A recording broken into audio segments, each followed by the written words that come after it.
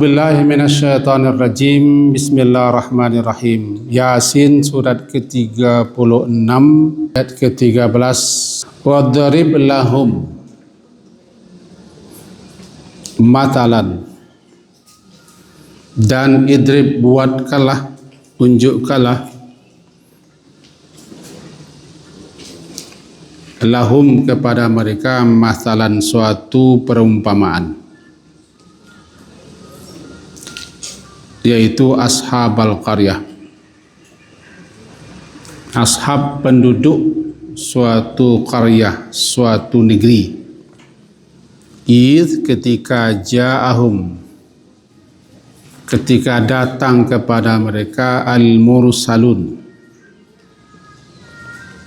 rasul-rasul yang diutus. Mari kita pahami.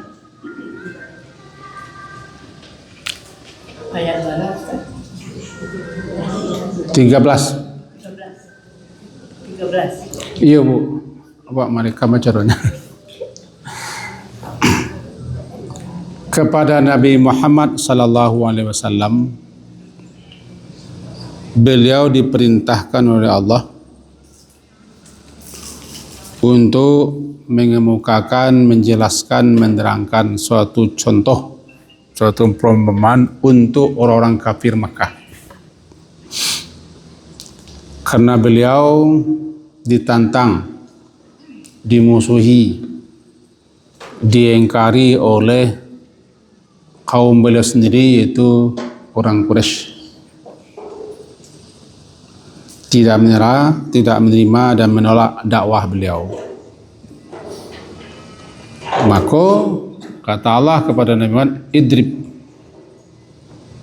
idrib, buatkanlah suatu contoh yang sudah terjadi di masa lalu, suatu perumpamaan yang telah dialami oleh penduduk suatu negeri. Idrib lahum matalan ashabal qaryah. Lahumnya adalah untuk mereka penduduk kota Makkah. Lahum untuk mereka, bagi mereka penduduk Makkah, kafir, Quraisy, musyrikin. Nah, suatu kampung, ashabal qaryah itu penduduk suatu negeri. Banyak ulama mengemukakan negeri itu namanya Antakiyah. Nabi Sallam menunjukkan gini siko. Tetapi penduduk negeri itu perangainya, sifatnya, tingkahnya sama dengan orang kafir Quraisy Makkah. Apa yang dialami oleh mereka, ceritakan ya Muhammad. Idrib,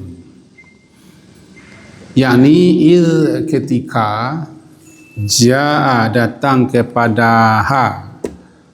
kepadanya penduduk negeri itu, atau datang kepada negeri itu, al-mursalun, mursal, rasul yang diutus, mursal yang diutus, utusan rasul. Rasul artinya utusan, mursal yang diutus. Ada yang mengatakan, ulama-ulama kita mengatakan betul-betul rasul yang diutus ke negeri itu. Ada juga yang mengatakan adalah utusan Nabi Isa. Jadi Nabi Isa mengutus sahabatnya atau murid-muridnya ke suatu negeri. Untuk apa diutus? Untuk mengajak, untuk menyeru, untuk mendakwai mereka agar mereka mentauhidkan Allah, beriman kepada Allah, beriman kepada akhirat, meninggalkan penyembahan kepada patung-patung, berhala-berhala, arca-arca, sama dengan apa yang dilakukan oleh orang Makkah. Itu yang diperintah kepada Nabi Muhammad. Istilahnya, wahai penduduk Makkah, orang Quraisy, orang kafir segala macam, apa yang kalian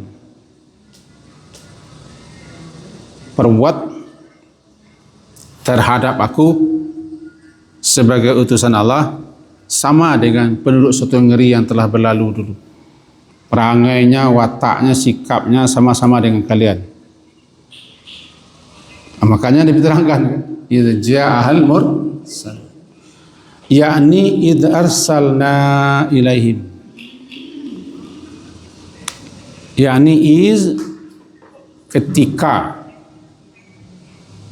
arsalna kami mengutus, kami mengirim, ilaihim kepada mereka penduduk kampung itu, isnaini, dua orang utusan. Isnai, dua orang utusan. Nah, dikasih catatan seketik. Allah tidaklah mengutus suatu rasul, suatu utusan, melainkan di sebuah negeri itu orang tidak lagi menyembah Allah. Orang sudah mengalihkan penyembahan kepada selain Allah. Apakah patung, arca, dewa, dewi, segala macam namanya. Baru diutus rasul. Dikasih mereka peringatan, ditegur, diberi ancaman. Nah, jadi ketika arsalna, mengutus kami, ilaihim kepada mereka penduduk negeri itu, isnaini, dua orang utusan. Fakadzabuhuma, maka kadzabu, mendustakan mereka. Fakadzabu, maka kadzabu, mendustakan, wow itu mereka, maka mereka mendustakan huma, kedua orang rasul. Apa maksud dusta? Dusta itu tidak mempercayai, tidak membenarkan. Mendustakan namanya. Kalau berdusta mengatakan yang tidak benar, yang tidak sesuai dengan kenyataan. Kalau mendustakan berarti apa yang disampaikan orang lain tidak dibenarkan, tidak dipercaya. Jadi berdusta dengan mendustakan berbeda. Mendustakan ayat Allah berarti tidak membenarkan ayat Allah. Mendustakan Rasul berarti tidak membenarkan apa yang disampaikan Rasul. Mendustakan Allah berarti tidak percaya apa yang Allah firmankan. Jadi kadzabu, maka mendustakan mereka penduduk kampung itu, huma, kedua utusan. Artinya mengingkari, tidak percaya, tidak membenarkan, menolak, bahkan menentang dan memusuhi. Fa'azzazna, maka azzazna, memperkuat. Maka kami, kata Allah, lalu memperkuat, menguatkan, bisalisin, dengan rasul yang ketiga, dengan utusan yang ketiga, salis. Faqalu, maka lalu ketiga-tiga mereka itu, yaitu ketiga utusan itu, mengatakan kepada penduduk kampung, penduduk negeri, inna ilaikum mursalun, sesungguhnya kami yang bertiga ini betul-betul kepada kamu diutus untuk mendakwahi, untuk mengajak, untuk menyuruh kalian agar kalian meninggalkan penyembahan ibadah kepada patung-patung, kepada selain Allah yang tidak wajar, yang tidak pantas, yang patut untuk disembah. Untuk itu kami diutus. Ini sama halnya dengan Nabi diutus, Nabi Muhammad. Nabi sallallahu alaihi wasallam diutus ke Makkah, di mana di Makkah ketika itu patung-patung berhala-berhala bersiliweran, bahkan di sekitar Ka'bah dan dalam Ka'bah, di tempat sa'i juga, di Safa ada, di tengah-tengahnya ada, di Marwah juga ada, pokok sekeliling, sampai jumlahnya lebih 300 patung-patung. Ada yang terbuat dari makanan, dari kayu, dari batu, dari emas bahkan ada. Itu yang mereka sembah.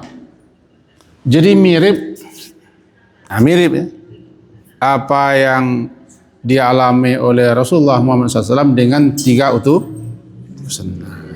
Jadi kembali kita, sesungguhnya kami, kata para utusan-utusan, kepada kamu mursalun, diutus. Untuk apa diutus? Untuk mengajak, mendakwahi, menyeru mereka beriman kepada Allah, beriman kepada akhirat, meninggalkan penyembahan peribadahan selain daripada Allah. Itulah gunanya Rasul diutus. Qalu, berkata mereka ko penduduk kampung. Berkata mereka, biasanya mereka ko tokoh-tokoh, pemimpin-pemimpin,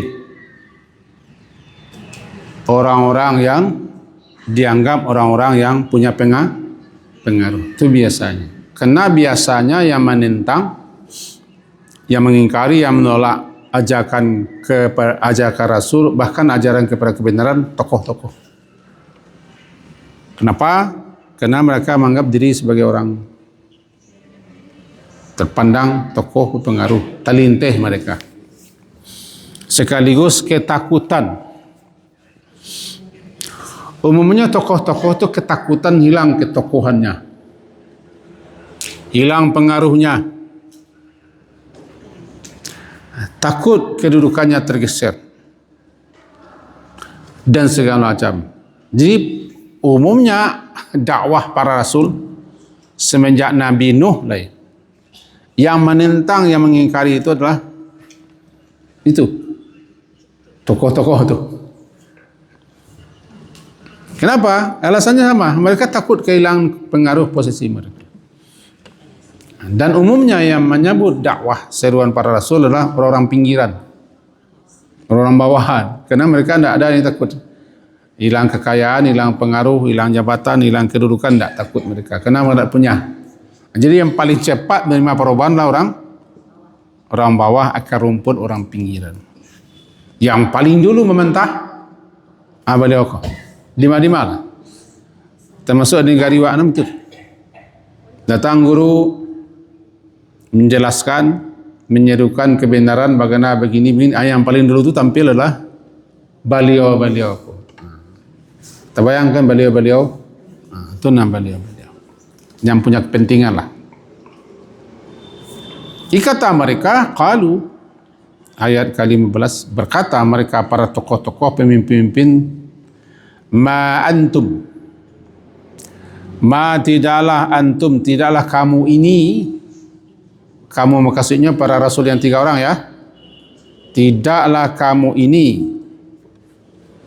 illa melainkan bashar, manusia, misluna, seperti kami.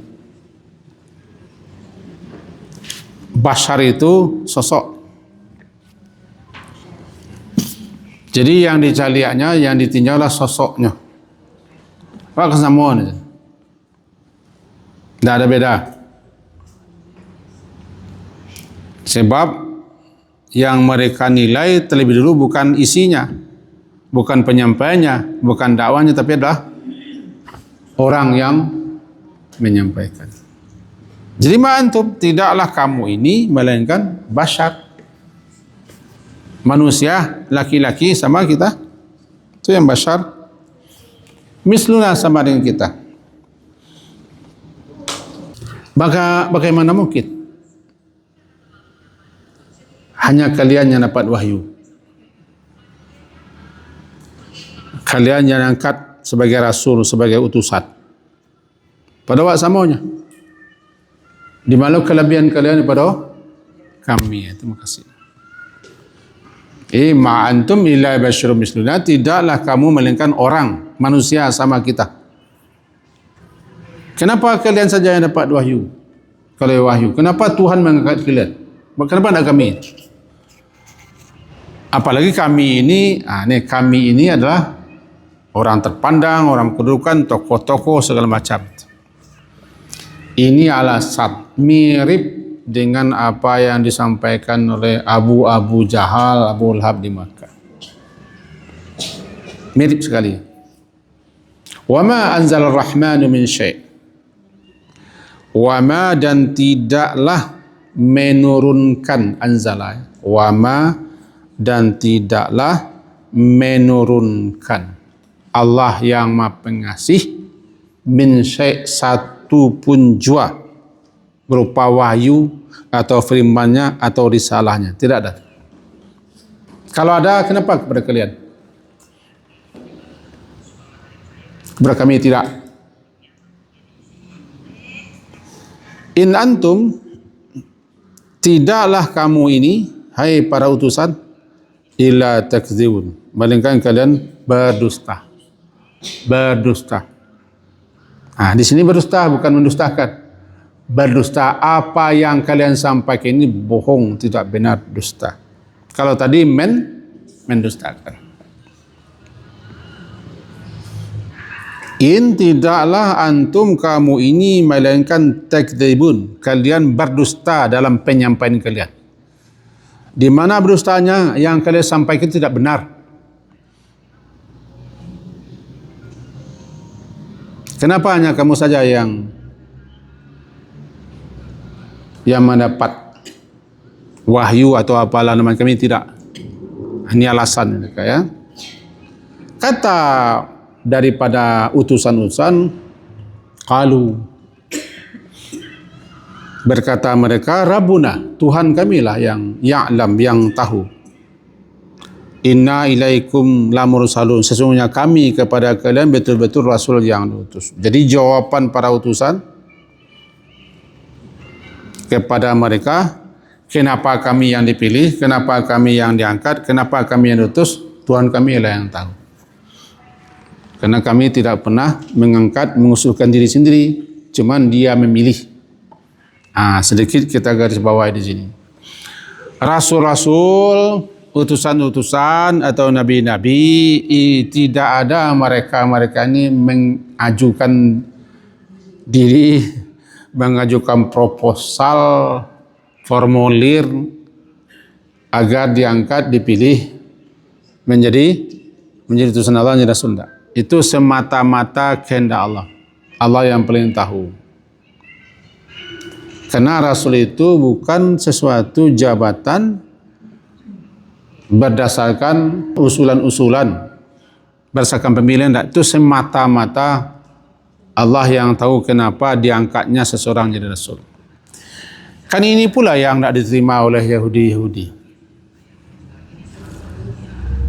Tokoh-tokoh Yahudi, pendeta-pendeta Yahudi, mereka tidak mau menerima Muhammad yang diangkat Allah jadi rasul. Karena menurut mereka, mereka yang paling berhak, mereka yang paling pantas. Sebab mereka memandang mereka orang pilihan. Mereka adalah anak-anak pilihan Tuhan. Mereka adalah kaum yang lebih utama daripada orang lain. Jadi kalau Allah ingin mengutus rasul yang terakhir, kami orangnya, kata beliau-beliau. Seakan-akan mereka berhak mengatur pemerintah, dan Allah harus pula berunding dengan mereka. Di sini katakan bahwa tidaklah kami mengajukan diri segala macam, itu hanya tergantung kepada Tuhan kami. Kenapa kami diangkat, kami juga tidak tahu. Kenapa kami diutus, kami juga tahu. Kami hanyalah menjalankan perintah. Jadi qalu rabbuna ya'lam. Mereka berkata, Tuhan kamilah yang lebih tahu. Inna ilaikum, sesungguhnya kami itu kepada kamu betul-betul utusannya.